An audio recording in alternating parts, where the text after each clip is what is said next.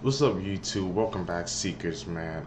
You guys already know what we do here, man. But if you don't, we break down scary and creepy videos, man, on the net, on the web, from YouTube videos to IG videos to TikTok videos, man. We seeking the truth, just like you guys, man. So, tap in with us. Found this video for you guys today, man. Let's check it out. Believe what this man was caught doing with a corpse. 46-year-old Randall Bird was caught doing inappropriate things to a corpse while he was working his shift as a security guard at the Banner University Medical Center in Phoenix. Randall's job was to bring deceased bodies to the hospital's morgue and slip them into the freezer. But during his shift, coworkers walked in on him and caught Randall inside the freezer with his zipper down, his uniform looking messy, and a body bag open. He was seen almost on top of the 79-year-old deceased woman, and when the workers walked in, he quickly tried to cover the body. The workers said that Randall looked so sweaty and nervous when they caught him, and his excuse was that he had a medical emergency and he almost passed out. His co-workers did not believe a single word and reported the incident. When Randall was interviewed by police a few days later, he basically just said the same story and said that he couldn't remember much of what happened. But not long after, investigators found his DNA on the woman's body, which proves that Randall was in fact doing what we all assumed. He was arrested and now faces multiple charges. These are serious. What the heck?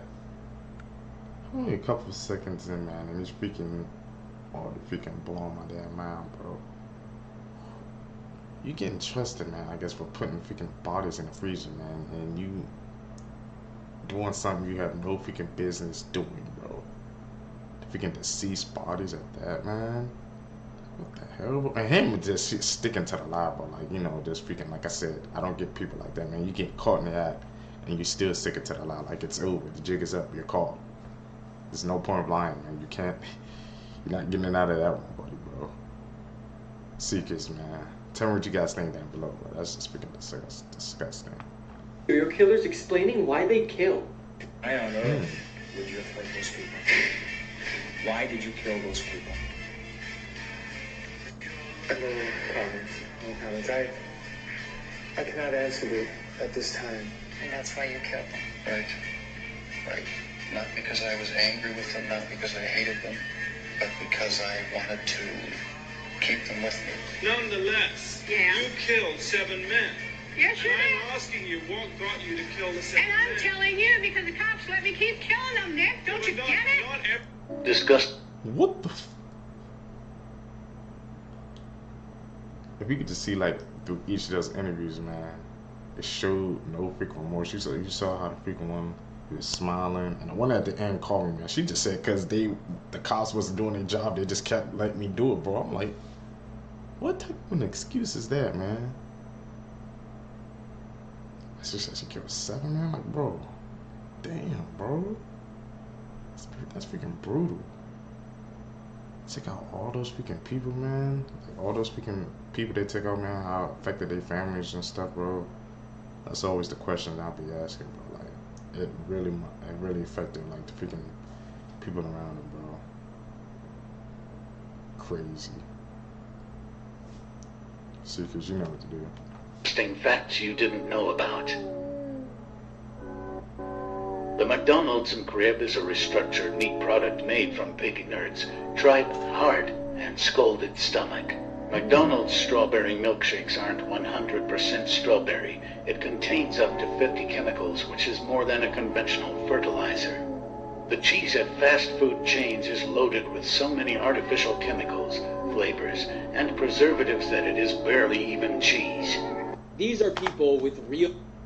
I ain't gonna lie, nah, he was, I think, nah, he was spitting, bro, especially with them, like, McDonald's, shakes. I remember, like, as a kid, I used to, I used to freaking love them all the time, but as I, like, started drinking it, it started, like, freaking tasting weird, like, it wasn't, like, a really shake, like, it was, like, something else, man. I just stopped, and now that it's kind of it makes sense, man. He said it has, like, freaking, what you know, like, fertilizer or something in it, bro, 50%, man. Because it's like, it gives off this weird aftertaste, man. I couldn't take it anymore, so I just stopped drinking McDonald's shakes, bro. Hey, man, these facts, man, blowing our reality, man. Freaking wide open, bro. Questions that I've been having for a while are being answered. Seekers, tell me down below, man. Did you guys learn anything from those facts, bro? Real-life superpowers, Part 2. Daniel Kish lost his eyesight from retinoblastoma before he even turned 1. But he didn't give up and developed a form of echolocation to help him navigate his surroundings, making him the real-life Daredevil. His bat-like technique where he uses clicking sounds has also earned him the name the real-life Batman. He trained his brain to differentiate the difference in echoes created by his clicks, allowing him to move around even in crowds. This family in Connecticut has unbreakable bones. The unnamed family has been found to have extremely dense bones, which means they've never had any fractures. When scientists tested out 20 different people from the same family, they found around half of them had extremely dense bones. Scientists think that by studying this family, we can treat many more bone-related issues. And back in 1972, Veronica Sider claimed to see objects that were a mile away. When no one believed her, she was tested. And turns out, she was not able to just see things that far. She could also differentiate between colors, shapes, distance, and position. She was then put in the Guinness World Records as her vision is 20 times more powerful than any other normal human being. That's crazy, man. People like that freaking exist, bro. I never knew, bro. The real life Batman and Daredevil ones get me, man. He's using like freaking like echolocation like a damn bat, bro. And this is actually working, man. But to say that, like, to hear that he trained his brain to freaking pick up on that, man, I don't think people get how difficult that is, bro. People with the dense bones. That's an interesting case, man. It makes you wonder, man. Could one day could humans evolve, man? Could have like some special abilities in the future. You never know, bro. So you can tell me down below, guys. What do you guys think? Could that be possible?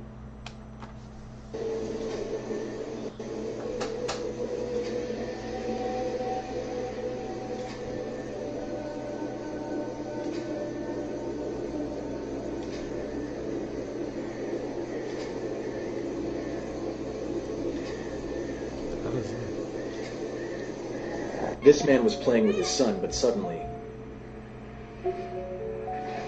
This thing is a suspected skinwalker. Skinwalkers are a kind of demon. Well, most of the time, the skinwalker takes the form of an animal, as in this video. Here, he's taken the form of a dog. No.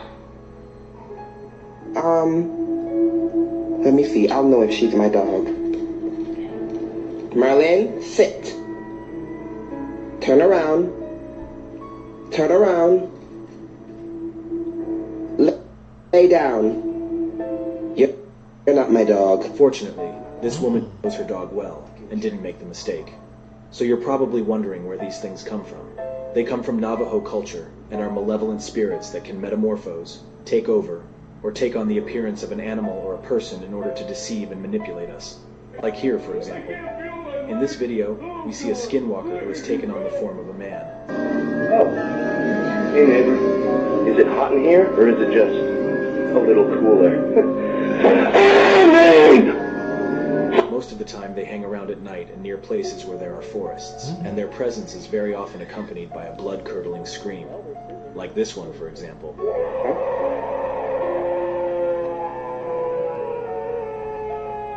And so, fun fact, not fun at all.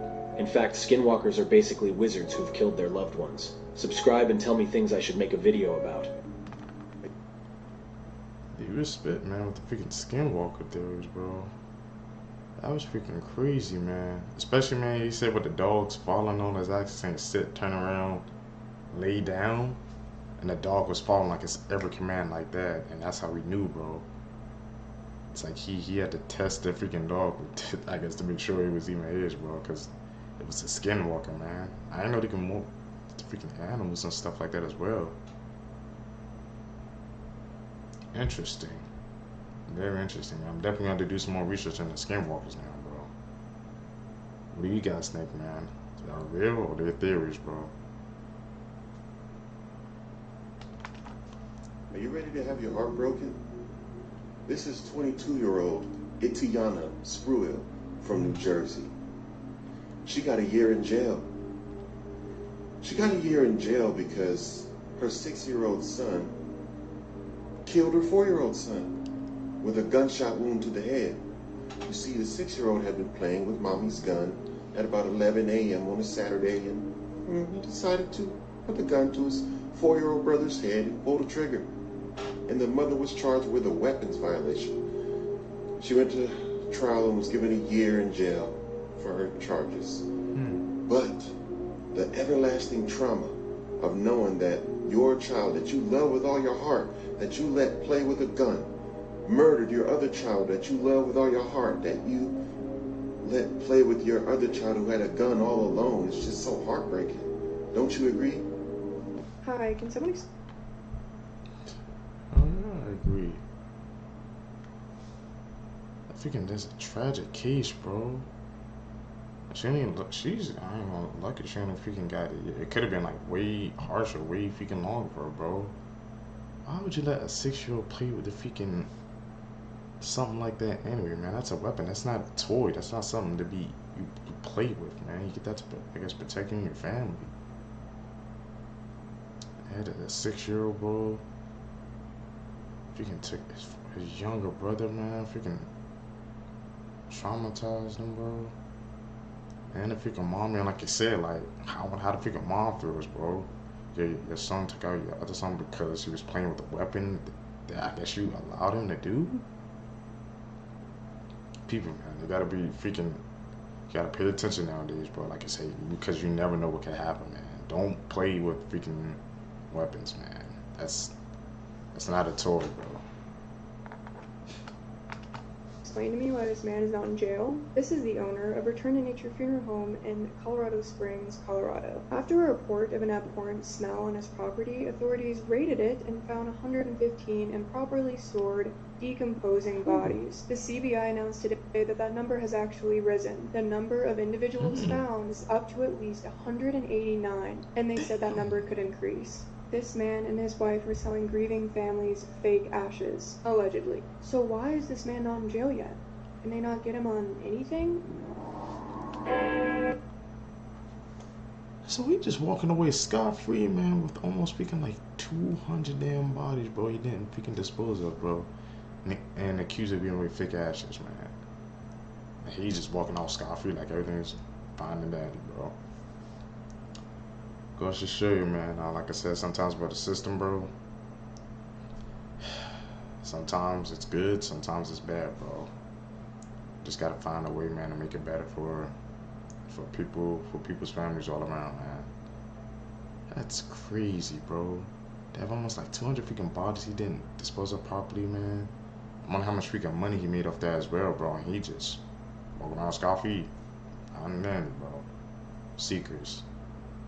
Need you guys thoughts down below on that one.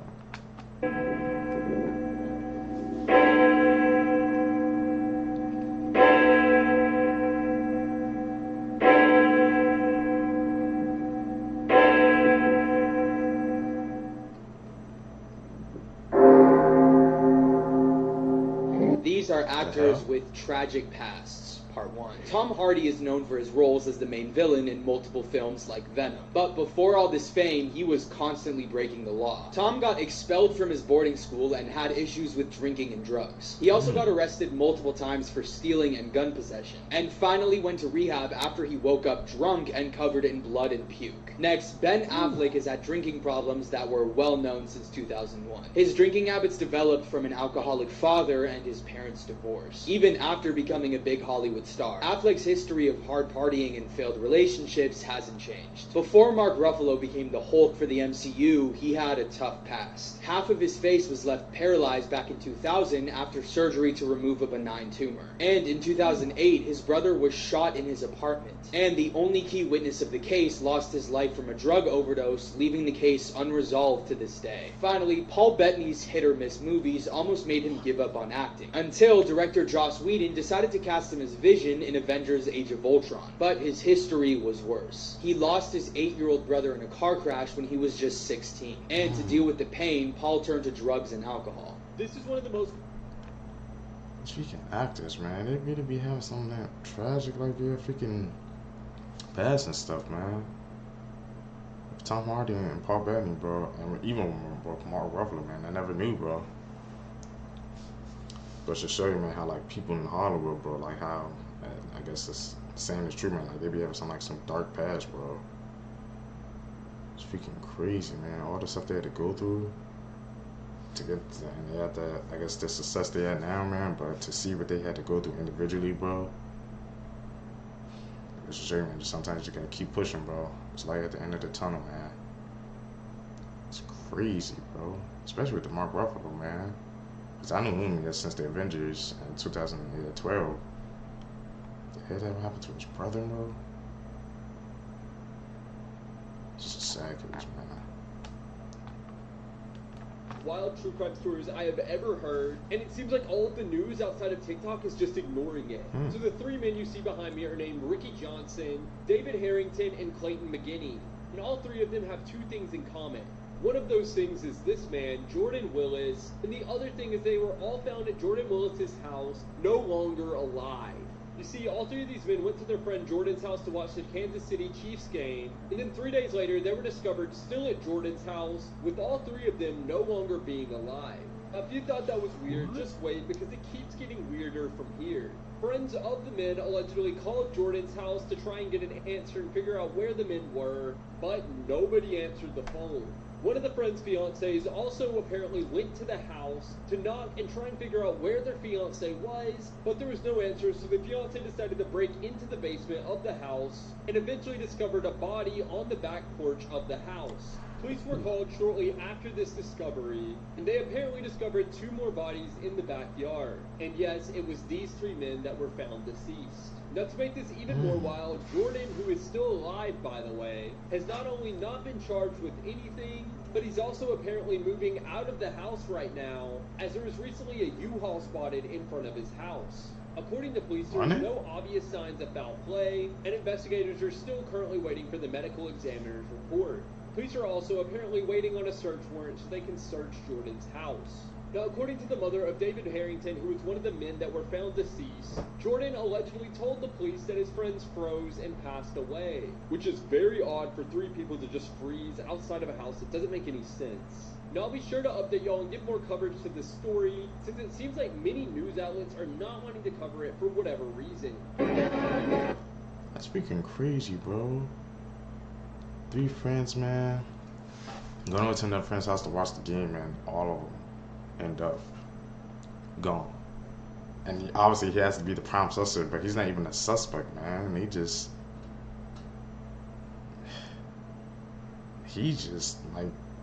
leave him, bro. That's freaking crazy, man. Shouldn't he be the freaking prime suspect, man? Like, he's trying to leave the house, man, so that should be a sign right there, bro. Like, the evidence, man, he's trying to freaking throw off or something, man. He said it all froze. Like, how could they freeze outside of the house that was freaking right there, man? These people, bro. Sometimes I just don't get how they can just, like, freaking escape or avoid the law like that, bro. Doesn't make no sense. Man, bro. Imagine you going over a friend's house, man, to watch a freaking game, bro. Like I said, you never know, man. You can't trust people nowadays. You can't trust your friends, sometimes even family, bro. Like, you never know, bro. Always have to keep your guard up. That's just the sad truth of this world we live in today. You know what to do, Seekers.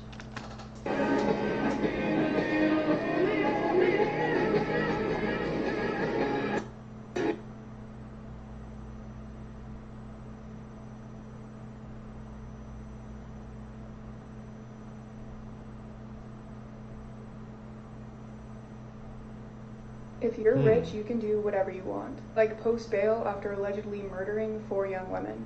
This is 22-year-old Fraser Bohm of Malibu. On October 17th, he drove his 2016 red BMW to pick up tacos. On the way back, he claimed he was involved in a road rage incident, and that a car began chasing him and trying to run him off the road. Investigators have said that there is no evidence of this. Fraser is driving westbound on the PCH where the speed limit is 45 miles per hour, which is apparently about 3 miles away from where the road rage incident occurred. Prosecutors allege that Fraser hit speeds up to 104 miles per hour when he suddenly lost control of the vehicle on Dead Man's Curve and slammed into at least 3 vehicles parked on the side of the road shortly before 9 p.m. 4 Pepperdine students that were standing/walking in between these vehicles were instantly killed. 21-year-olds Asha Weir, Deslyn Williams, Peyton Stewart, and Neve Ralston. All 4 girls were seniors and sorority sisters at Pepperdine. Some witnesses claimed that Frazier immediately tried to flee the scene, and that he ultimately had to be tackled by Sigma Chi fraternity members who watched this fatal collision. Frazier was arrested and initially charged with vehicular manslaughter with gross negligence, but authorities released him the following day so that they could investigate further. Frazier was rearrested on Tuesday and charged with 4 counts of murder and 4 counts of gross vehicular manslaughter. The following day, he pleaded not guilty and his bond was set at $8 million. The judge reduced that bail to $4 million.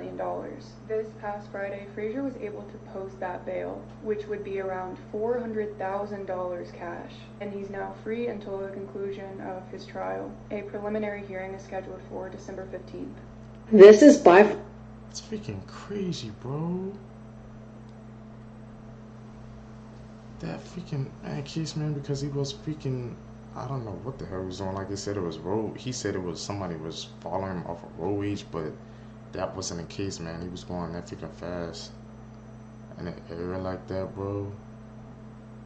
And people, bro, that's the same. When they get behind the wheel, man, they don't freaking use logic, man. They just think that it's like Fast and the Furious, man. You could just race around and stuff like that and avoid cars and things like that, man. But no, this is real life, man. If you make one mistake, that turn a car can flip over, hit other cars, and you guys see the freaking devastating results of what can happen, bro. Hey, he freaking post a bond like that. It was for $4 million and he got out like that. So obviously his family has freaking money. So we just gonna have to see this outcome of the case, man. See if justice can be served, bro. Seekers, you gotta know what to do. Far the worst love triangle story I've ever heard of. In September of 2020, 31-year-old Armando Barone murdered his wife's co-worker when he found out that she was having an affair with him. 25-year-old Jonathan Emerald and 33-year-old Brittany Barone were together at a biomedical device company in New Hampshire. But on this specific day, Armando went through Brittany's phone and lost it when he discovered text messages between Brittany and Jonathan. He beat Brittany so bad that she passed out, but it doesn't end there. And let me warn you, it gets really disturbing. That night, after Armando threatened to take Brittany's life, he took her phone and texted Jonathan pretending to be her. He then lured Jonathan to a park where he shot him 3 times and then drove 200 miles to a campsite where he forced Brittany to decapitate his body. Armando ordered Brittany to bury Jonathan's head in the dirt and told her that once the sun came up the next morning, he would forgive her. He then left Brittany in the wooded area so that she can get rid of evidence, and 2 days later, officers found Brittany at the campsite, and that's when she confessed that something had happened. Brittany was sentenced to 3.5 to 7 years in prison on 3 counts of falsifying evidence, but she has been released. And Armando was sentenced to life in prison without parole. This is by far... It's freaking crazy, man.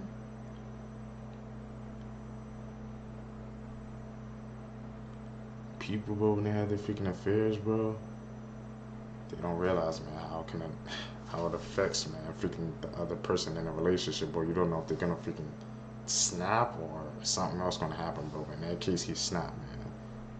Like, he had a whole freaking plan. He set him up, text her off of his phone, man. At the head, like, he made her decapitate him, bro. His head, and freaking buried that in the sand. Ooh, I wonder what's going through her mind. All that was freaking happening, man. She was freaking scared out of her damn freaking mind, bro, because she probably thought that, yeah, that she was next if she didn't listen to what he said. That's why she did it. Like I said, bro, if you're in a relationship with somebody you just want and you thinking about cheating, man, just end it. That's just the best way all around, bro, so nobody else can't get hurt and they won't take it to the extreme levels like that guy did. Tell me what you guys think, Seekers. One of the bloodiest cartel videos ever explained. The video that I'm about to explain is 2 minutes and 48 seconds long, and it has gone viral on social media platforms recently. It's not confirmed where this clip took place, but it was definitely in South America. The video is shot in the middle of the night in a jungle location. As you play the video, you are met with the disturbing sight of the victim being held down by one of his captors. The victim appears to have taken a beating before the recording started, and his face is down on the ground. A cartel member is sitting on his back, almost straddling him, and he is pulling the victim's head up, exposing his throat. He is holding a new shiny machete to the victim's throat. Several other cartel members can be heard talking in the background. The cartel member holding the machete then pulls the victim's head up even further and starts slicing into his throat with the blade, and it's razor sharp. It cuts through his throat and ligaments like paper. Blood pours on the jungle ground, and the victim's grimaces of pain are nightmare-inducing, though he doesn't make a sound at all. Once the cartel member has slashed the victim's throat, he lets go of his hair and the victim's face drops into the ground. The victim is still alive, however, and lifts his head up with a look of shock and panic on his face. The cartel member then immediately strikes the victim on the back of the neck with the machete, and in just one hit, the blade appears to cut right through the spine, as you hear a loud cracking noise and the fact that the victim goes completely limp. The cartel member then strikes 2 to 3 more times with the machete, completely decapitating the victim. At this point, other cartel members can be seen in the video. They try to grab the severed head, but due to the blood, they cannot get a hold of it. Eventually, a member picks it up and holds the severed head up to the camera for a few seconds. The cartel member with the machete then resumes hacking away at the victim's corpse.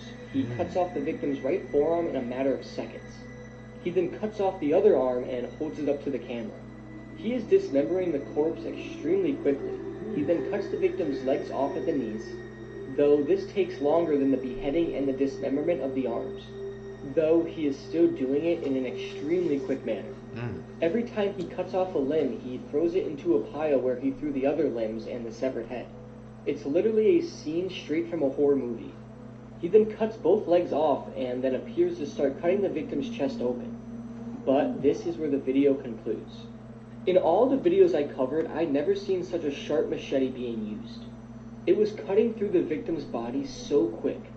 This video is extremely bloody and gruesome, and certainly isn't something you should go searching for.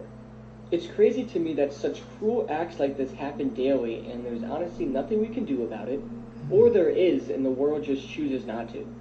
But nonetheless, whatever you do, don't go searching for this video. It really isn't worth it.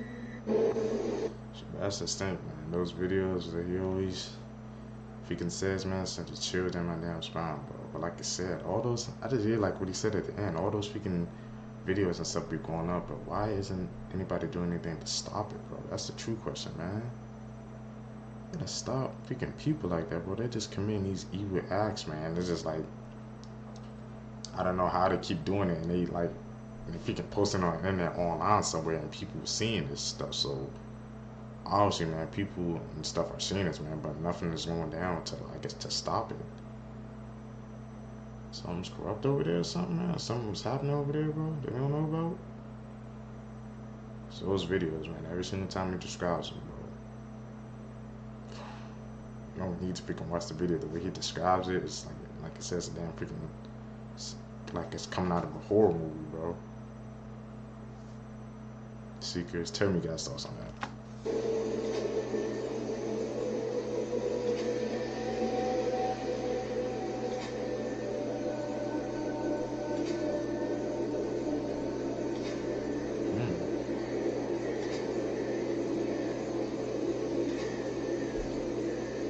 In my 35 years of law enforcement, I've never seen anything like this. If I could describe it, it'd be something you see out of a horror movie. Always known how to catch a fish or two, but when it came to this case, things were very tough. I mean, even talking about it right now, it raised the hair right on the back of my neck. It definitely does stick with you. I don't try to get too emotionally involved in these cases. I'm gonna need a minute. Has anyone else been Is that what the true crime dogs be like, bro? I mean, I watched a couple of them, man, and he kind of nailed them on the head, man. You wonder how sometimes how people is an act they putting on, or they really like affected by these cases. I truly think sometimes these people, because these cases can get like really bad, so I really think it does affect the person, bro. In my opinion, man. I don't know about that one. Seekers, what do you guys think, bro, about the true crime docs, man? Thoughts down below. following the case of the 4-year-old boy named Phoenix who went missing January 12th and then was found a few days later? From what I can find, he went missing in Alabama on Friday and then was found on Sunday, so that's 2 days he was gone. From what I can find, the boy, his mother, and another person were in a camper, and then the mother got up at some point during the night to use the bathroom in her grandmother's house, which I guess was close to the camper, and when she came back, the boy was gone. And first and foremost, I am so happy that this had a happy ending and that he was found safe. That is what is most important. Yep. I am just going to be honest, his feet and his clothes look very, very clean for him being missing for 2 days. From what I could find, he did not have shoes. People from the area said that it was very rainy and cold while he was missing. This is a comment from an EMT. I'm going to let you pause to read it if you want, but she said she has pulled a grown man fully clothed out of the woods after less than a few hours, and he was severely hypothermic and showed obvious signs of distress. This 4-year-old has been kept somewhere dry and warm. If he is autistic and has been cold, alone, and in an unfamiliar place for 72 hours, he would be in severe distress. Something seems a little off here. Even news stations are pointing out what great condition he was found in for a child that was alone in the woods for 2 or 3 days. I'm just gonna say it. Compare that baby's case to that of Riker Webb in 2022. Riker survived the Montana wilderness for 2 days by hiding in a shed. Look at that poor baby's face. That is what I guess I would expect to see for a child that has been traumatized alone in the woods for that long. Something just seems a little off to me, but we'll see how it unfolds. This girl waved. No, she is not. She's asking the right questions, bro. And then, like you saw the freaking picture of the other kid, how when he was found, and how it looked like he saw some things, but the area that he was roaming, and he had on like a set of clothes or something like that. That doesn't bode well, and I think something else happened, bro. Why aren't they covering it, man? Or try to go deeper into that, man. The people who found the boy. Because he was gone for 2 days, and they said it was raining and it was like extremely cold, and he had on like warm clothes and stuff. So did someone put them on him? Was he at somebody's house? I don't know. Those are the questions we need to be answering, man. Got to do some more research in the case. At the cop every day, and the day she doesn't, his gut tells him to check her house, and you won't believe what happens. Part 2. So he had a terrible gut feeling that something was wrong. So after he made his way inside the house, he found her on the floor, pale and shivering. He realized she was very sick and immediately called an ambulance. At the hospital, she was diagnosed with severe malnourishment. According to the doctors, he saved her life by finding her because she wouldn't have lasted another day without treatment. As the years passed, she moved out of the area, but she never forgot what he did. Even though 20 years passed, she decided she wanted to thank him in person. When she called, he immediately knew who it was. He often wondered what happened to her. She then finally became a police officer. And if you guys want to watch my videos all in one part, I post longer videos on my YouTube channel. Just click this link in my bio. Just subscribe, turn notifications on, comment when done, and I'll follow back the first 1,000 people to do it. It's crazy, man. When people have those freaking gut feelings, bro. Sometimes, like I said, you just have to truly listen to them, man, because that's why people say, man, trust your gut, man, because it won't steer you wrong, bro. So if you ever gut feeling on something, man, and if you truly believe it, bro, just follow it through, man, because you never know what could happen, bro. Save somebody's life off that, bro. You just never know. YouTube, that's it, man, for this video for you guys today. Guys, like I said, thank you guys for the support. You've been strong. If you stay with me to the end, you're a real one. Thank you guys for supporting us, man. Like I said, we're the seekers, bro. We seek the truth, man. So hit that like button, man. Subscribe so we can hit the algorithm, man, and more people can join the seekers, bro. We all seeking this truth in life, man. I feel like that's what we're here to do. Guys, I'm catching the next videos. I'm out. Peace, YouTube.